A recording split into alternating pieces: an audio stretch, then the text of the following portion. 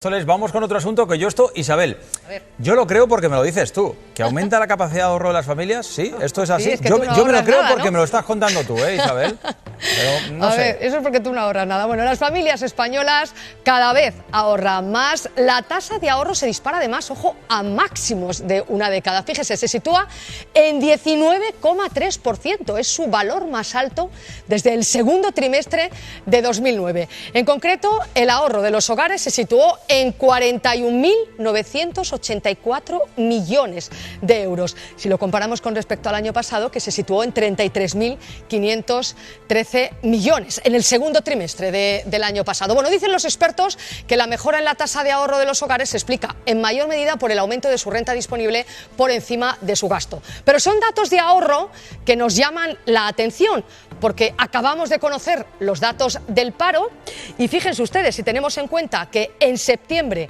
el número de desempleados ha subido en 13.907 personas, lo que supone un incremento del 0,45%. Estamos hablando de que el número total de parados supera los 3 millones de largo. Y en cuanto a los datos de nuestra Comunidad de Madrid, el desempleo ha caído en 193 personas. En términos globales, la región cuenta con 342.516 personas que están paradas. Enrique. Bueno, pues Isabel, ya que nos das esos datos, vamos a aprovechar que tenemos con nosotros a Patricia Suárez, presidenta de Asofin. Hola Patricia, ¿qué tal? Muy buenos días. Muy buenos días. Es la mejor tasa de ahorro de las familias de la última década, pero esto es así. Pero estos datos nos los tenemos que creer a pies juntillas, Patricia. Esto es así y bueno, quitando la influencia de las estaciones, que queda un poco menos, pero yo no quiero arruinarte el día, pero no es una buena noticia. Aprovechamos el verano. No es una buena noticia. No es una buena noticia, yo os voy a decir por qué. El ahorro, todos pensamos, tengo más dinero, ahorro más, tengo menos dinero, ahorro menos. No, señores, el ahorro es una parte de eso, pero otra parte fundamental es tu optimismo o pesimismo. ¿Tengo más miedo o menos miedo? Tengo más miedo, tengo menos miedo. Se ahorra más cuando hay crisis, a pesar de tener menos ingresos, porque tienes miedo al futuro. Y entonces ahorras. Y cuando tú crees que las cosas van bien, no ahorras, porque eres optimista, todos somos optimistas, pensamos que nos va a ir mejor y gastamos más. Por tanto, que haya ahorro significa que la sociedad española se las ve venir. Y se retrae el consumo, con lo cual se paraliza. Estamos siendo de puño agarrado entonces, claro. Patricia, ¿no? Estamos diciendo que cuidado porque además están diciendo que igual que llega otra crisis, ¿no? Bueno, ya tenemos aquí... yo lo llevo diciendo ya tiempo, Europa va a la japanización, estamos en tipos de interés negativos, en Dinamarca ofreciendo hipotecas con tipos de interés negativos, los bancos mandándonos el globo sonda de que nos van a cobrar por tener nuestro dinero depositado. La cosa no pinta bien. Estamos como, después de 10 años de crisis, como que ya hemos asumido la torta, pero nos damos cuenta que tampoco remontamos del todo. Pero entonces, Patricia, la pregunta que nos hacemos y que a lo mejor se hacen muchos telespectadores y muchas personas y tienen que pensar en sus familias, dicen, ¿qué hacemos a partir de ahora? O sea, ¿qué hacemos? ¿De puño cerrado? ¿O empezamos a gastar? Ahorrar siempre hay que ahorrar, ¿sí? Con independencia de si te va bien o mal. Tú siempre tienes que tener un colchón. Claro, es que hay familias que no pueden ahorrar nada, a lo mejor. Sí, pero tienes que intentar mantener un colchoncito por los imprevistos. Y hay cosas que puedes hacer. Yo me pregunto, pues dejar el coche y coger transporte público. Revisar tus seguros todos los años. El tema de los seguros, nos lo contratamos, lo dejamos ahí y luego nos damos cuenta que podemos tener mejores pólizas a mejor precio. En fin, tienes que intentar todos los meses, en cuanto te llegue el dinero, dejar un poquito y acostumbrarte a vivir con un poco menos, pero siempre en crisis y sin crisis. Patricia, lo que pasa es que tú eres muy optimista porque estamos hablando de una sociedad en la que el 50% de las familias no pueden permitirse un imprevisto. Y el 20% no llega a fin de mes. Efectivamente, el 20%. Y luego hay 12 millones de personas que no se alimentan adecuadamente. 12 millones, de las cuales 3 millones son niños. Y estos son cifras de la OCDE. Es decir, estamos hablando de una sociedad porque vamos al invierno, radicalmente empobrecida.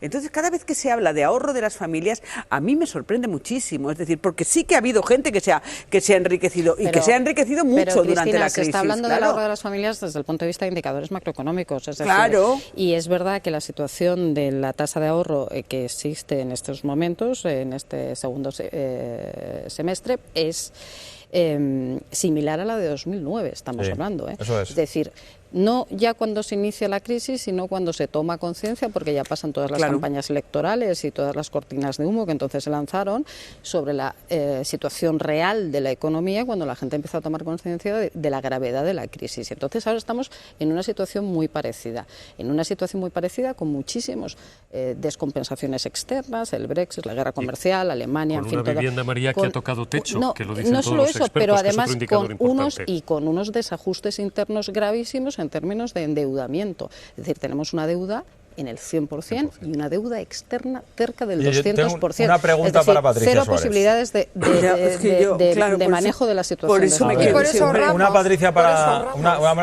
pregunta para Patricia, no una Patricia para pregunta.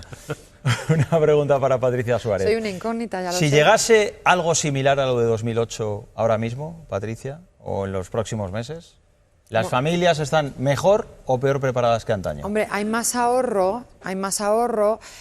Todo el tema de la vivienda, desgraciadamente, no se ha resuelto. Tenemos muchas personas con unos alquileres altísimos y y las viviendas también están remontando otra vez. Es que volvemos a cometer los mismos errores. No creo que en 10 años haya cambiado el modelo productivo de nuestro país. Seguimos haciendo servicios. ¿Algo hemos aprendido, Patricia? Bueno, hemos aprendido... ¿Qué hemos aprendido? Dímelo tú. Hemos aprendido pues, que... Por ejemplo, lo de no ampliar hipotecas, por ejemplo, lo de no pedir un crédito sumado para un coche, para darme compro pero también... ya hay bancos que están dando el 120% otra vez. Bueno, pero digamos que no. En principio, las familias no están endeudadas como están en 2008. No estamos tan endeudadas. Había personas, y fue una gran crisis también para los inmigrantes, por ejemplo, que fueron de los que más lo sufrieron, personas que sin avales y sin ningún tipo de garantía se tuvieron que volver a sus países, habían pagado un 5% de la casa y les perseguían con la deuda en sus países. Esto ha pasado. Tuvo que venir el presidente de Ecuador aquí para intentar arreglarlo. Pero por centrarnos en las familias, Patricia, yo creo que algunas cosas hemos aprendido. Hemos aprendido algunas, pero ¿hay familias que están haciendo exactamente lo mismo que hacíamos antaño? No, yo creo que no hay una situación de sobreendeudamiento tan bestial como había hace 10 años. Eso sí que es verdad, que no hay ese sobreendeudamiento, pero sí que hay algunos tics privado que sigue siendo preocupante. El precio de la vivienda, el precio de los alquileres, los sueldos que tampoco han subido tanto. Es que estás hablando de la base de todo. Claro, imagínate, estás hablando de unos sueldos que se están quedando, que están dejando a las familias en los huesos, porque son la calidad de los salarios son... Es el gran drama, porque ahí sí que han bajado los sueldos. Han bajado relativamente con la crisis. Los alquileres han subido.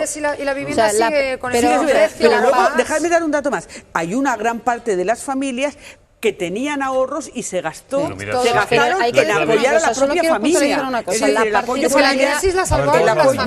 La particularidad de la crisis o ralentización, o ya veremos a qué llega esto, ¿no?, de la que estamos viviendo con respecto a la de 2008, es que en este momento tenemos un nivel de deuda del 100%. Es decir, frente a Alemania, que yo creo que está en el 50% y por tanto en una situación de extraordinaria gravedad, de recesión, ellos ya pueden abrir el grifo del gasto para intentar incentivar la economía, nosotros no tenemos esa opción.